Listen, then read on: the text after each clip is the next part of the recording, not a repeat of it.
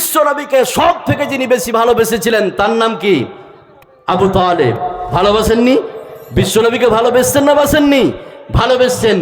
তো আবু তালেব কি মুসলিম ছিল? একটু হে না না বলুন, ছিলেন কি? মুসলিম ছিলেন না, কিন্তু নামটা সুন্দর না সুন্দর নয়? সুন্দর। কেউ যদি বলে যে আমি প্রতি সপ্তাহে 5 কেজি করে গরুর মাংস খাই, এই সূত্রে আমি মুসলমান, তার এই দাবি ঠিক না ভুল? কথা বলে এই দাবি ঠিক না ভুল? এ দাবি ভুল। কেন ভুল?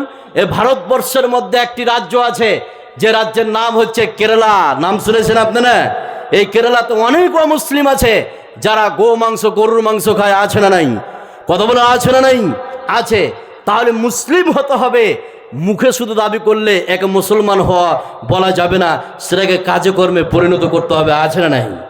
তো যারা মুসলিম হয়ে মরবে তাদের মতটা কেমন হবে এবার আমি শোনাচ্ছি, আর যারা মুসলিম হয়ে মরবে না তাদের মতটা কেমন হবে। দুটি লিস্ট আপনাকে শোনাবো, যতগুলো নারী পুরুষ আছেন। এবার প্রথম লিস্টটা শোনাবো, যারা মুসলিম হয়ে মরবে তাদের মৌতের যাত্রাটা কেমন হবে এবার আপনাকে বলছি। আর যারা মুসলিম হয়ে মরবে না তাদের মৌতের যাত্রাটা কেমন হবে এটা পরে বলছি। আগে প্রথমে আমি বলে নিব যারা মুসলিম হয়ে মরবে তাদের মৌতটা কেমন হবে। মা বোন খুব ভালো করে শুনেন, আপনাদের ভূমিকা আছে এখানে। যারা মুসলিম হয়ে মরবে, এই মরার আগ মুহূর্তে কি হয়েছে গো? সার্কাস খেলা দেখছি নাকি এরা? এ ভাই বসতে হবে 1 মিনিট, এখান থেকে কেটে পড়ুন। জিলিপি খান দোকান আছে, ওইলে দোকান মাঝে যা ঘুরেন ভাই, ঘুরেন, দোকান অনেক আছে, ঘুরেন, ফালতু সময় নষ্ট করছেন এখানে। এবার যারা মুসলিম হয়ে মরবে তাদের মরটা কেমন হবে? মুসলিম ব্যক্তি যখন মরবে তার আগ মুহূর্তে কিছু ফেরেশতা আইসে তার মাথার কাছে বসবে। কোথায়? কোথায় বসবে? মাথার কাছে। বুঝতে হবে কথাগুলি। তো মুসলিম ব্যক্তি মরার পূর্বে, তার মরার আগ মুহূর্তে কিছু ফেরেশতা আসবে তার মাথার কাছে এসে বসবে। বসার পরে ওই মুসলিম ব্যক্তিকে সুসংবাদ দিবে, ভালো খবর দিবে। কথা বুঝছেন? সুসংবাদটা কি দেখেন, সে কথা আল্লাহ পাক কোরআনের মধ্যে বলে দিয়েছেন যে ফেরেশতারা ওই মুসলিম ব্যক্তিকে কোন সুসংবাদটা শোনাবে, সে কথা আল্লাহ পাক কোরআনে কারীমের মধ্যে বলে দিয়েছেন।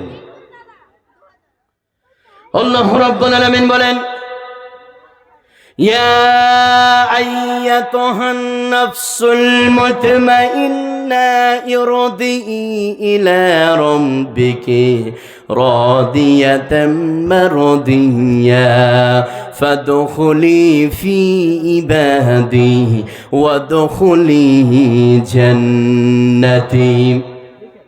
আল্লাহু রাব্বুল আলামিন বলেন, মুসলিম ব্যক্তি যখন মারা যাবে, মরার আগ মুহূর্তে তার মাথার কাছে এসে ফেরেশতারা বসবে। বসার পরে বলতে শুরু করবে, ও প্রশান্ত আত্মা, ও ভালো আত্মা, চলো তোমাকে নিয়ে যেতে এসেছি।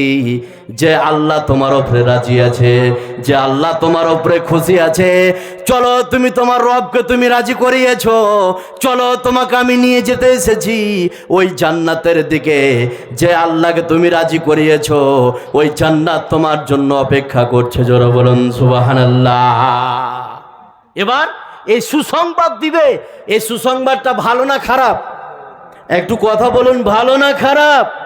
এটা হচ্ছে ভালো। এবার তার ভিতর থেকে আসসালামু আলাইকুম। আমাদের শেষ বক্তা মাওলানা আব্দুল করিম সাহেব এসে গেছেন। ইনশাআল্লাহ আপনারা একটু ধৈর্য ধরে বসুন। আচ্ছা বসবে, কেউ যাবে না, আশা করছি কেউ যাবেন। যাবেন ভাই? কারা কারা যাবেন হাত উঠান তো। হাত উঠিয়েছে, ভুলে হাত উঠিয়েছে, দেখলেন? সব উল্টা পাল্টা চলছে গো, সকাল থেকে লাগছে মনে হয়। আমি বলছি কারা কারা যাবেন না, তবে হাত উঠাচ্ছে। আচ্ছা, তাহলে মুসলিম ব্যক্তিকে সুসংবাদ দিবে, এটা ভালো সংবাদ না খারাপ? একটু কথা বলুন, সকলে বলুন এটা ভালো না খারাপ? এটা ভালো সংবাদ। এবার তার ভিতর থেকে, মুসলিম ব্যক্তির ভিতর থেকে জানটাকে কিভাবে বের করবে? এটা বোতল দেন, মোল্লা একটু বোতল দেন, তাহলে বুঝতে পারবেন। এই যে আমার হাতে বোতল, আমি সম্পূর্ণ পানিকে খেয়ে শেষ করে দিলাম। এবার বোতলটাকে ঠিপে লাগিয়ে আমি রেখে দিলাম। এবার 5 মিনিট পরে আমি বোতলটাকে আবার খুললাম, দেখলাম যে বোতলের শেষ মাথায় 2-1 ফোঁটা পানি জমে আছে। এবার বোতলটাকে যদি এভাবে আমি উল্টাই, তো 2-1 ফোঁটা যে পানি আছে, ওই পানিটা আস্তে আস্তে আসবে না আসবে না? একটু কথা বলে আসবে? আসবে।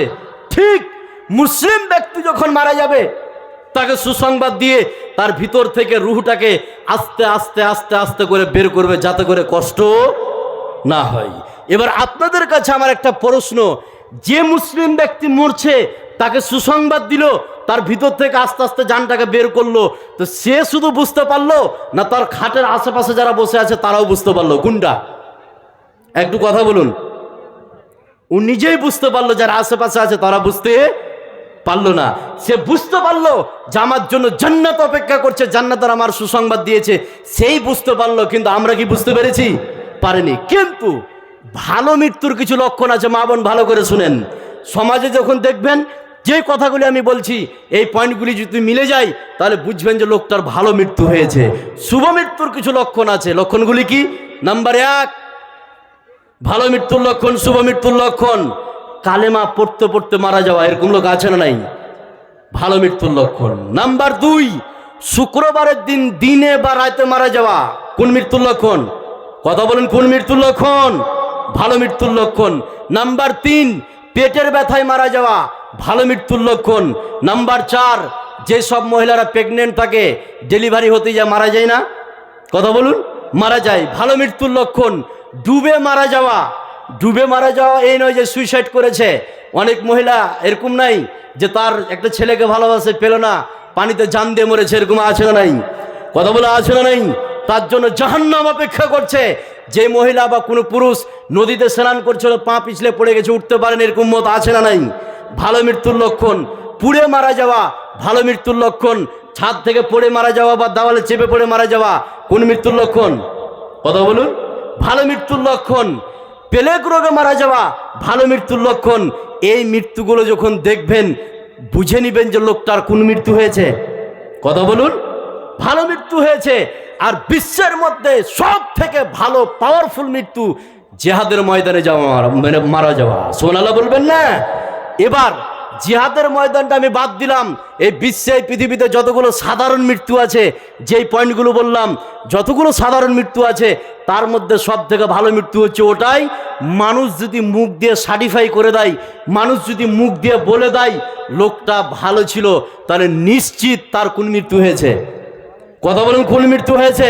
ভালো মৃত্যু। এবার আপনি বলবেন, মৌলভী সাহেব গ্রামের একজন সুদখোর, মদখোর, বেনামাজি মারা গেছে, আমি তো মুখ দিয়ে বলতে পারি। মুখ দিয়ে বলতে পারবেন, কিন্তু অন্তর থেকে কোনোদিন বলতে পারবেন না লোকটা ভালো ছিল। পারবেন? পারবেন? পারবেন? পারবেন না। যারা অন্তর থেকে বলে দিবে লোকটা ভালো ছিল, এর থেকে ভালো মৃত্যু আর হতে, কথা বলুন, পারে না। এর প্রমাণ, যার জন্য প্রমাণ হাতে হাতে প্রমাণ। এবার একটা হাদিস বলছে, খুব ভালো করে শুনেন। মানুষ যদি খালি বলে দেয় এই মহিলা ভালো ছিল, মরার পরে নিশ্চিত তার ভালো মৃত্যু হয়েছে। মানুষ যদি বলে দেয় অমুক ব্যক্তি ভালো ছিল, তাহলে নিশ্চিত তার কোন মৃত্যু হয়েছে? ভালো মৃত্যু। এবার হাদিসটা শুনেন, তাহলে কমপ্লিট ভাবে বুঝে নেবেন। হযরত আনাস রাদিয়াল্লাহু তাআলা আনহু তিনি বর্ণনা করছেন, বিশ্বনবীর সামন দিয়ে একটি লাশ বয়ে গেল। ওই লাশের সঙ্গে কিছু লোক ছিল। ওই লোকগুলি ওই লোকটির প্রশংসা করলো। বিশ্বনবী প্রশংসা শুনে ওয়াজাবাত বললেন। কিছুক্ষণ পর আর একটি লাশ বয়ে গেল। ওই লাশের সঙ্গে কিছু লোক ছিল। ওই লোকগুলি ওই লাশের দুর্নাম করলো, বদনাম করলো। বিশ্বনবী বদনাম শুনে ওয়াজাবাত বললেন। হযরতে ইবনে উমর বিশ্বনবীকে বললেন, ইয়া রাসূলুল্লাহ, দুটি লাশ বয়ে চলে গেল, আপনি দুইবার ওয়াজাবাত বললেন, কেন ওয়াজাবাত বললেন? বিশ্বনবী বললেন, শুনে নাও, প্রথম যখন লাশটি বয়ে যায় লোকেরা তার প্রশংসা করলো, তখন আমি নবীজি ওয়াজাবাত বললাম, তার মানে আল্লাহ রাব্বুল আলামিন সে ব্যক্তির জন্য জান্নাতকে ওয়াজিব করে দিয়েছে। জোরে বলুন সুবহানাল্লাহ। দ্বিতীয় প্রকারের লোকটি যখন যায়, লোকেরা তার বদনাম করলো, গীবত করলো। লোকটি মরেছে তো সমাজের ভালো হয়েছে, লোকটি মরেছে তো সমাজের উন্নতি হয়েছে, এইভাবে লোকেরা যখন তার বদনাম করলো, আমি নবীজি ওয়াজিবাত বলে দিলাম, তার মানে তার জন্য আল্লাহ পাক জাহান্নামকে ওয়াজিব করে দিয়েছে। জোরে বলুন সুবহানাল্লাহ। তাহলে মানুষ যদি সার্টিফাই করে দেয় নিশ্চিত তার কোন মৃত্যু হয়েছে। কথা বলুন, কোন মৃত্যু হয়েছে? ভালো মৃত্যু। এবার দুটি কথা আপনাদেরকে খুব ভালো করে শুনেন।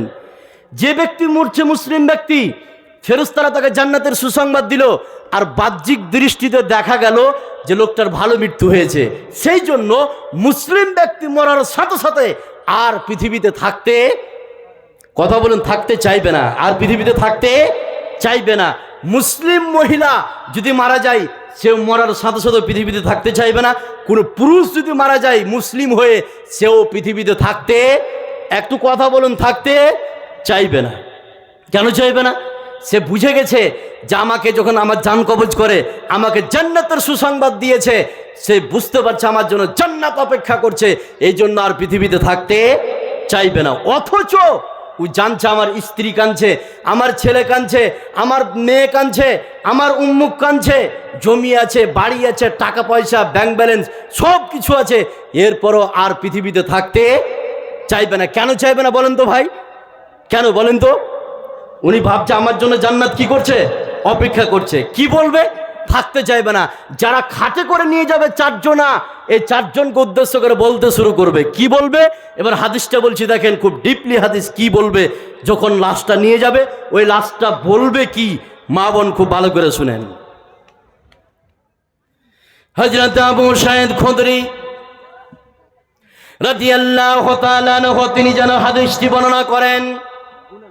বিশ্বনবী বলেন, এই পৃথিবীতে একজন মুসলিম ব্যক্তি যখন মারা যাবে, এই পৃথিবীতে একজন মুসলমান যখন মারা যাবে, ওই ব্যক্তিকে সুন্দর করে গোসল করে খাটিয়াতে করে যখন চারজন মিলে নিয়ে যাবে, যাওয়ার সময় ওই মৃত্যু ব্যক্তি বলবে, কাদ্দিমুনি ওয়াইন কানাত গায়রা সালিহাতিন। ওই মুসলিম ব্যক্তি বলতে শুরু করবে, কাদ্দিমুনি ওয়াইন কানাত গায়রা সালিহাতিন, আমাকে তাড়াতাড়ি করে নিয়ে চলো, আমাকে তাড়াতাড়ি করে নিয়ে চলো, আর আমি পৃথিবীতে থাকতে চাই না। বারবার বারবার করে যেন কথাটি বলবে, কাদ্দিমুনি ওয়াইন কানাত গায়রা সালিহাতিন। বিশ্বনবী বললেন, বারবার করে বলবে, আমাকে তাড়াতাড়ি করে নিয়ে চলো। আর মুমিন ব্যক্তি, মুসলিম ব্যক্তি পৃথিবীতে থাকতে চায় না। জোরে বলুন সুবহানাল্লাহ। এবার তাকে কবরে নিয়ে যাওয়া হলো। কবরে রেখে আসার পরে কবরের যে আপনার নিয়ামত কি পাওয়া যাবে? এবার আরেকটা হাদিস বলছি, যারা মুসলিম হয়ে মরবে কবরে যে তাকে রেখে আসবে, নিয়ামতটা কি? এবার আরেকটা হাদিস বললে খুব ভালো করে শুন, বুঝতে পারবেন। এই হাদিসটা বলার পরে এই লিস্টটা শেষ। এবার যারা মুসলিম হয়ে মরবে না, তাদের মতটা কত কঠিন হবে কোরআন থেকে বলবো, শুনলে অবাক হয়ে যাবেন। খালি একটু ধৈর্য ধরেন। এবার এই মুসলিম ব্যক্তিকে যখন কবরে রাখা হবে, তার ফলাফল কি, কি নিয়ামত কবরে আছে, সে কথা বিশ্বনবী বলে দিয়েছেন।